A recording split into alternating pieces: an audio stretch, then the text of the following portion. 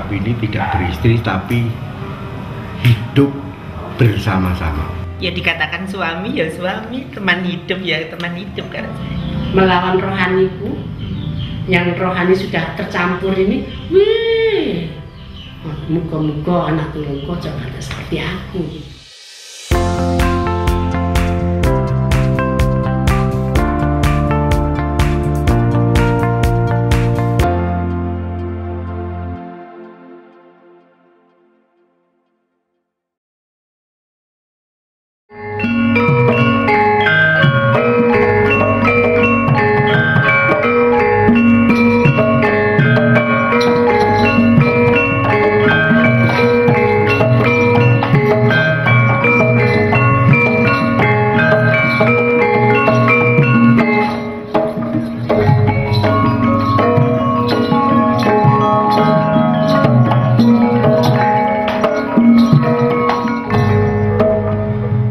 Inilah sebuah suasana pentas rakyat di mana suatu sajian kesenian khas Jawa Timur bermuara dan berdialog dengan penontonnya.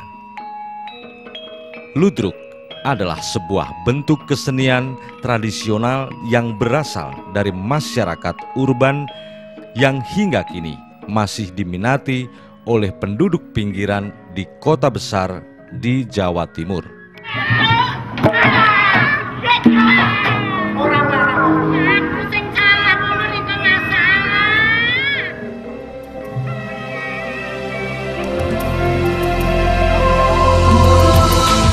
Malang adalah sebuah kota sejuk di wilayah Jawa Timur yang masih memelihara dengan baik bentuk kesenian tradisional ini. Sejak zaman penjajahan kolonial dulu, ludruk mulai dikenal, merangkak sesuai pertumbuhan zaman dan masih ditemukan keberadaannya hingga kini. Meskipun animo masyarakat terhadap ludruk kian waktu kian menurun. Nonton ludruk itu ada suasana tertentu, yaitu suasana kangen dengan teman, mengabarkan keluarganya, Pak D ya opo, sehat ndak? Di sanalah sambil nonton, sambil menikmati, ada satu komunitas pedesaan itu dimunculkan kembali. Nah, permasalahan yang muncul, ada penonton perkotaan, ada penonton pedesaan, dan ada penonton daerah urban. Yang orang kota sebenarnya dia itu adalah orang desa, hidupnya sudah tata cara kota, pagi harus kerja. Nah, mereka tidak siap nonton ludruk selama 8 jam. Minta ludruk itu durasinya pendek, yaitu 3 jam.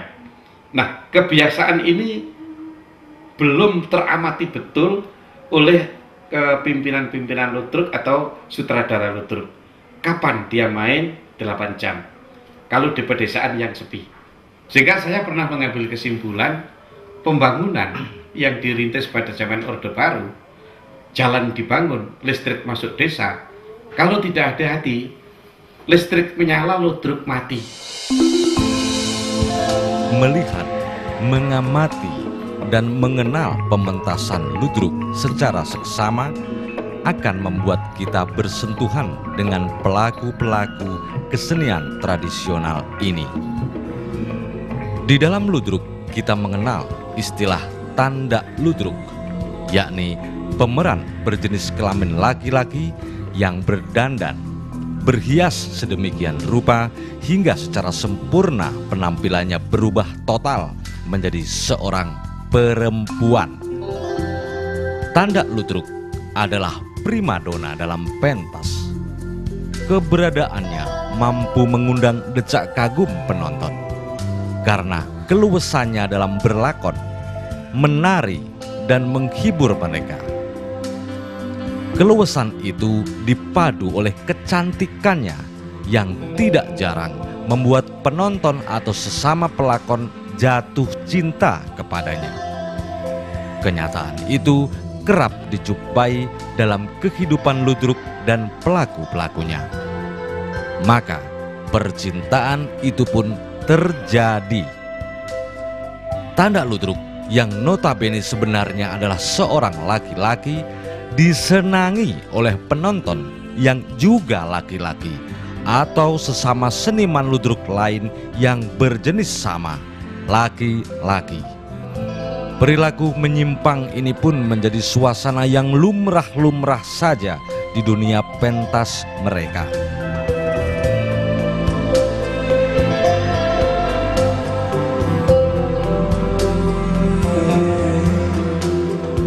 Pada awalnya dalam kesenian itu kan sama, setiap hari bertemu, lalu orang itu saling mengagumi, dalam bahasa Jawa itu kesengsem.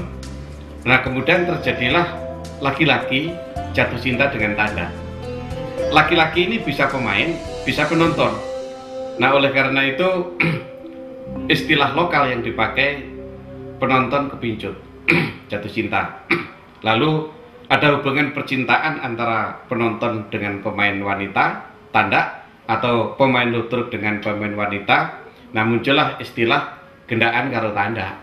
Nah ini menimbulkan pro kontra.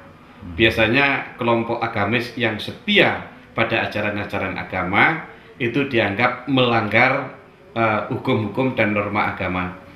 Mereka tidak setuju. Dan itu pun sejak Clifford Geertz melakukan penelitian di Mojokerto atau Mojokerto sekarang, faktor itu sudah muncul. Bahkan Clifford Geertz itu terang-terangan mengatakan kaum santri menolak ludruk karena ada homoseks. Tapi tidak semua umat Islam Jawa Timur itu menolak. Sebab juga ada haji main ludruk. Jadi itu adalah sekelompok pendapat orang-orang yang taat pada ajaran dengan interpretasi tertentu. Tetapi ada yang menganggap itu interpretasi, itu tafsir. Ini adalah kesenian, ini adalah kebudayaan, jadi tidak apa-apa. Inilah kehidupan para tanda ludruk sehari-hari. Mereka layaknya manusia biasa, bekerja, mengurus rumah tangga, dan beraktivitas dengan masyarakat lainnya. Sepintas kita melihat kehidupan yang normal-normal saja. Tetapi dalam realita kehidupan sesungguhnya ada keganjilan yang muncul, yang tidak umum, yang tidak biasa bila dibandingkan dengan kehidupan layaknya. Pak Toto dan Mama Samsu ini umpamanya, mereka sudah hidup bersama selama sekitar 26 tahun, layaknya suami istri yang normal. Mama Samsu adalah seorang tanda ludruk dan Pak Toto pasangannya adalah juga seorang seniman ludruk. Meskipun mereka sama-sama berjenis kelamin laki-laki, namun itu bukan soal penting. Cinta mengatasi segala perbedaan, bahkan untuk urusan jenis kelamin yang sama. Saya senang dengan Mama Samsu ini karena seprofesi, sependapat, dan sehati, Pak. Saya pertama tidak ada rasa cinta sama Pak Toy. Tapi lama-lama ya rasa kasihan, soalnya dia kan tahu saya gitu. Secara umumnya itu nggak peduli dengan lawan jenis. Yang penting saya menganggap ini tidak beristri tapi hidup bersama-sama. Ya dikatakan suami ya suami, teman hidup ya teman hidup kan. Mama Samsu sendiri itu mau menerima kelebihan dan kekurangan saya. Pertama mengerti saya, mengerti keadaan saya. Dikatakan orang cinta itu pasti ada cemburu. Kalau tidak cemburu itu tidak bisa dikatakan cinta katanya. Kalau dulu mas, kalau dulu emosi gitu ya tidak dihitung. Umpama saya main ludruk, tengah-tengah main ya diajak pulang. Tapi kalau sekarang kan sudah sadar mungkin ya sama-sama Tuhan. Pokoknya saya tinggal gak bisa tidur. Biar 3 hari, 4 hari gitu gak bisa tidur. Kan gitu tahu kan perasaan cintanya pada saya gitu.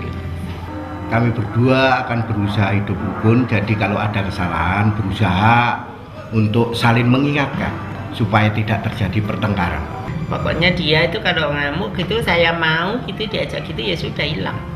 Pokoknya saya perhatikan gitu. Kalau siang gitu mau minta jawil apa gitu kan, pendekatan gitu kan mesti ada. Jadi sore-sore itu mesti persiapan saya kan harus ada gitu.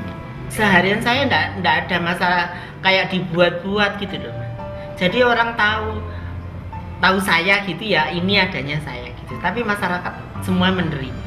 Saya bertempat tinggal di Sukun ini mulai tahun 81 itu sampai sekarang masyarakat tidak ada masalah mau menerima. Contohnya saya punya hajat semua saya undang juga datang, no problem Pak, masalah itu.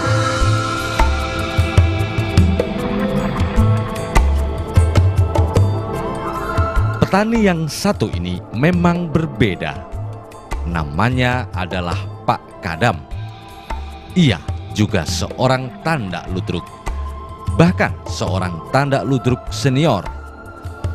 Prestasi Pak Kadam sebagai seorang tandak ludruk sungguh luar biasa.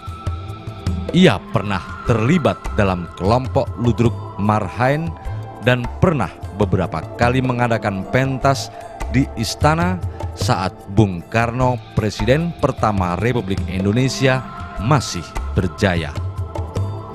Hingga kini usia Pak Kadam mencapai 67 tahun dan masih eksis sebagai seorang tandak. Ia menikah dengan seorang perempuan tulen dan memiliki seorang putra dan beberapa cucu. Pernikahan normal seorang tandak yang dulunya sangat digandrungi oleh penontonnya, bahkan oleh Bung Karno, sang presiden, juga penuh suka dan duka. Tentu saja Pak Kadam sebagai seorang pria yang keperempuan-perempuanan harus tanggap tatkala ia mesti beralih fungsi sebagai seorang suami dan kepala keluarga. Tentu hal itu bukanlah hal yang mudah. Nah, tahun 60 saya kan ikut untuk main pentas di Jakarta. Kalau waktu di Jakarta, lah itu baru Pak Karno ingin dihibur gitu ke Istana Negara. Pertama kali aku pentas di sana saja, Pak Karno itu sudah kagum sama aku. Bapak itu turun 3-4 tangga gitu, terus aku dijunjung gini. Oh, kan sak minus nanda, ya wis pinter kan. Oleh karena saya itu berpentas, jadi kewanitaan saya itu mungkin melalui proses aku manggung itu jadi ya itu lambat laun jadi ada perasaan wanita. Ya itu dulu itu saya nggak suka sama dia. Pengendalian untuk jadi laki-laki itu memang ada. Ya wanitanya saya berjuang supaya luwes gitu saja. Wanitanya supaya di panggung tidak sanggung. Baik saya untuk di pentas gitu. Saya mulai itu mengenal kan diajak itu nonton di Malang itu pentas, baru lihat pentasnya itu saya mulai menyukai gitu. Aku belajar agama kan dulu, mulai dulu kecil itu aku sudah kepingin Jumatan. Mula-mula aku sholat itu. Dulu masih pertama kali sholat di masjid itu ya pernah mulai masuk itu ada yang itu loh mengejek suaranya itu anak-anak mau pakai suara kecil gitu. Aku kalau diledekin aku marah. Pernah aku dari nyelawat orang mati, temanku mulai kecil terus ngomongin aku gini, Dam, kalau suaramu kok cilik-cilik no, kon itu kumpul aku mulai kapan aku? Kan masih kecil kamu sudah tahu, ya temanku kamu, kok kamu bisa ngomong gitu tuh, kapan kamu kenal aku? Gitu. Oh banyak orang ledekin aku. Ada yang sampan ke sini ke rumahku ini, yang namanya Aminalia yang cantik Chandra itu, masih cantik-cantiknya, rambutnya segini, ngendangi aku ke sini dengan Yakub itu. Terus pulangnya itu lewat sana, lewat sebelah utara kan turun ini kelihatan anak perempuan dari sana anak 3 itu sudah menirukan anak-anak lah. Ini kalau jalan kan memang gini-gini, anak-anak yang nggak gini-gini memang ya gitu itulah, ya gitu itu. Terus tak lewati gitu kok ketawa, semua anak tingkat itu ketawa, aku kembali tak tampak kami tasku tak buak gini, tak ajar. Bilang sama bapakmu ya, kalau kamu habis aku tampeki, kamu kan denger, tahu masa nggak tahu kalau bapak kata ini tanda ludruk. Tanda ludruk itu kalau nggak cantik, nggak laku ludruknya, tak kira gitu. Semua aku anak, temen-temenku cantik-cantik daripada kamu aja gitu. Melawan rohaniku, yang rohani sudah tercampur ini, wih, muka-muka anak turunku jangan seperti aku gitu. Kalau sudah punya istri, aku berjuang jangan sampai aku didekati lagi sama laki-laki. Kalau didekati ya, ini muka jangan dicampurkan gitu. Tidak 100% mau dulunya sebelum ketemu ibunya itu rasa wanitanya itu agak ke 100, habis itu sudah tidak. Mungkin ya katanya dia saya yang paling cantik atau begitu kondisinya. Menulis surat waktu itu kan dia masih malu-malu gitu. Saya sudah itu di situ masih malu, jadi aku gini lagi, itu saja berjuang kok. Ya iya, mulai pertama kali juga sudah tapi saya yang nggak mau gitu, masih takut itu. Caranya kan belum bisa, aku yang baru gitu kan, terus baru bisa gitu. Tadinya ada tumpah-tumpah gitu lah. Nah setelah itu sudah normal dah. Saya nggak kenal wanita yang lain, ya satu saja. Malima aja dilakoni iku mono tindak